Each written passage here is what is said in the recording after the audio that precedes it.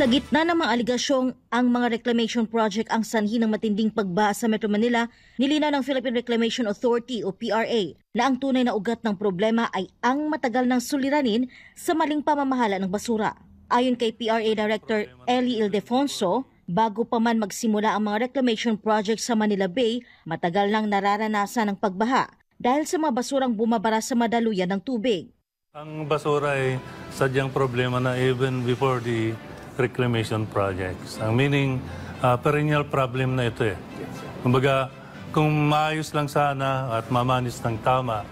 Paliwanag pa ni Ildefonso, ang mga basura mula sa kabahayan at komersyal na establishmento ang bumabara sa madaluyan ng tubig na siyang dahilan ng pagbaha bago pa man makarating sa mga baybaying dagat. Pero dahil sa kapabayaan, pupunta yung basura sa daluyan ng tubig eh. Bago pa man pumunta sa Pangpang, bago pa man pumunta sa Manila Bay, bumabaha na sa upstream. So hindi mo pwedeng idiriktang dahil sa reclamation ay siyang nagbabaha. Hinimok naman ng opisyal ang publiko na gampanan ang kani-kanilang tungkulin sa tamang pagtatapon ng basura. Alinsunod sa Ecological Solid Waste Management Act of 2000, isang batas na higit 2 dekada ng umiiral, ngunit hindi pa rin lubusang nasusunod. Nanawagan naman ang PRA ng mas pinaigting na kooperasyon mula sa mga mamamayan, lokal na pamahalaan at iba't ibang sektor upang malutas ang ugat ng pagbaha.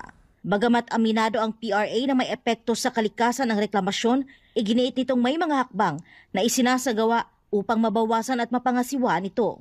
Ayon kay PRA Director Fernando Siringan, kailangang suriin ang dalawang aspeto ng reklamasyon, ang epekto nito sa kasalukuyang kapaligiran at ang mga hakbang na ginagawa upang maiwasan ang pinsala.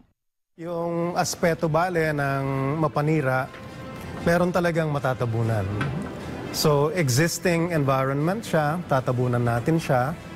At kasi kailangan tayong gumawa ng bagong lupa na ating ina-identify for a specific use. No? Pero yung aspeto na mapanira, yan ay napapalitan ng mga measures na ginagawa. Isa sa mga estratehiya ng PRA ay ang pagtatanim ng mangroves sa piling lugar. Bukod sa paglilinis ng tubig, nakatutulong din ito sa pag-iwas sa coastal erosion at nagbibigay ng tahanan sa mga lamang dagat.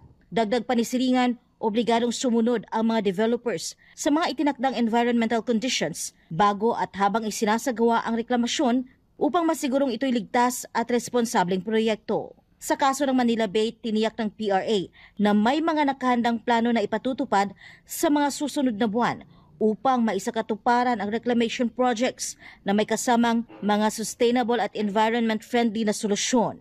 Para sa Diyos at sa Pilipinas kong mahal, ito si Creseline Catarong, SMNI News.